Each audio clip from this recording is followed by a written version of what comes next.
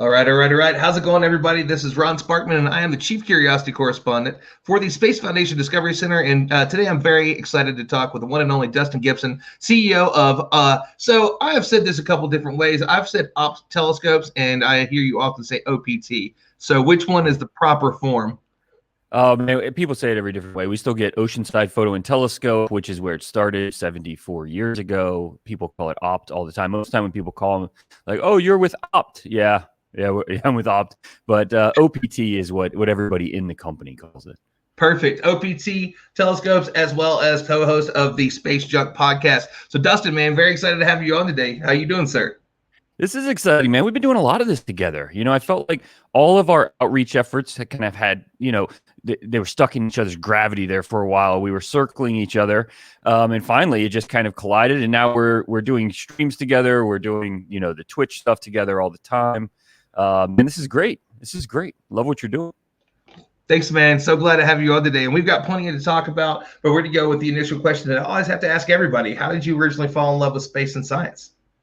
Probably the opposite path that everyone else took. I wasn't one of those people that, was into it from an early age. I wasn't that kid that was like, I'm going to be an astronaut. I don't know. I always thought it was interesting, but I never had like the passion for it that I think a lot of people do as a kid, or even, going through school or whatever it is. For me, it was really just kind of like, something that I thought, all right, well, that's really interesting. If I ever get the chance to look through a telescope, I'm going to, but it won't be like a life-changing experience or anything like that, right? And then I bought a telescope. The first telescope I bought actually wasn't for myself. It was for my business partner, Jenny. She's an artist, a painter. And, she does like these incredible, like huge canvas works. And so every time that we would go somewhere, she'd get out, if it was night, she would get out of the car and just look up and just stare the stars. She's like, all right, I know a good gift for her that'll inspire her artwork. I'll get her a telescope, thinking, yeah, that'll be interesting for me for like 5 seconds. I'll look for it and then I'll be bored and I'll go back into my other life, which was in the fitness industry. And that was that was the exact opposite of what happened. Like, I mean, we set it up. I couldn't figure it was a Dobsonian. The thing looks like a cannon. I couldn't figure out what this, like, how to use this thing, what it was. I've never used a telescope before, never really even seen one like this in person. Set it up, and we're both trying to figure it out. And we had it pointed at the moon. And as you probably know, when you're out of focus on something, it's just a big white light is all you can see.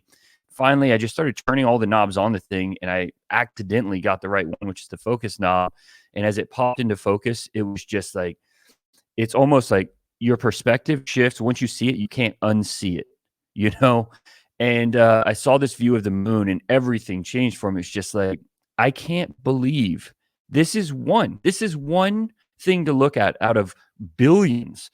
And this is like something that's been above me my entire life that I never knew I had access to. I never knew I could do this. And it just was like, from there, I mean, it just spiraled and it became a passion that is literally all we do anymore. I mean, she decided about a month later to hook a camera to the thing, got us into astrophotography. And now if it's clear, I mean, we're imaging, we're building observatories around the world we're doing all of this stuff. But for me, it was like almost a philosophical shift that space can give you that I felt like I could spend the rest of my life reading every book I get my hands on. There's never going to be a page I turn that is going to have the impact that looking through a telescope for the first time does.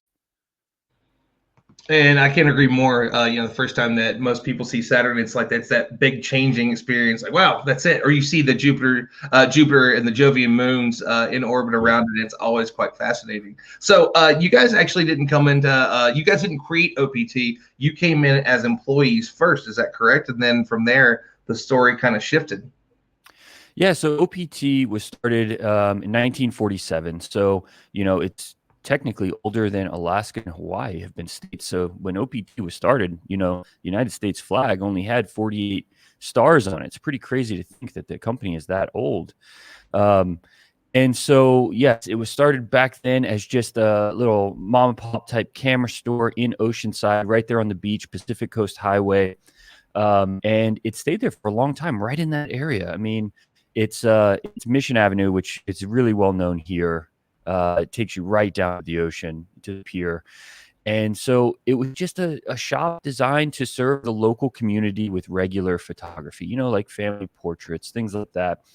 And it was really, really small. To give you an example of how small it was, when OPT upgraded buildings after it started selling telescopes, it moved into what is now a Subway sandwich shop. And that was the big upgrade, right? And so very, very small. I mean, they were trying to stack like telescopes in the sea. This was long before us, but we've heard all the stories. They were storing inventory like up in the rafters. They had employees like falling through the ceiling at times, like crazy stuff. But then, the company kept growing because it just kind of became a magnet for people who were, obsessed with this and wanted to really learn and contribute and share, spread the word about what it is. And then it got its big upgrade to the facility that most people know in Oceanside. And then 2 years ago, Jenny and I actually moved the company to Carlsbad into an even larger facility, and where we currently are. So unfortunately, it looks like we're having some issues. So what I want to do is do this. I am going to turn all those off.